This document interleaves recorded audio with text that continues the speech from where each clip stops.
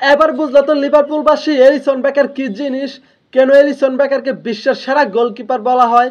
কাল রাতে Fulham versus লিভারপুলের মধ্যকার ম্যাচে লিভারপুল 2 আর ফুলহাম 3 গোলে লিভারপুল হেরে যায়, যেখানে এলিসন বেকার ছিল না।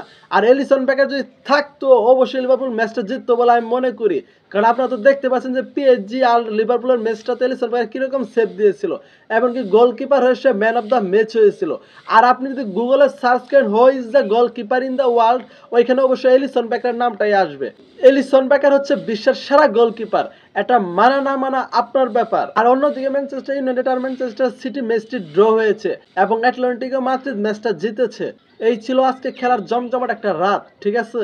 তো ভাই এলিসন বেকারের উপরে কোনো গোলকিপার হয় না, ঠিক আছে, কারণ এলিসনের ভিতরে ব্রাজিলিয়ান ব্লাড বইতাছে, এটা আপনাকে মানতে হবে।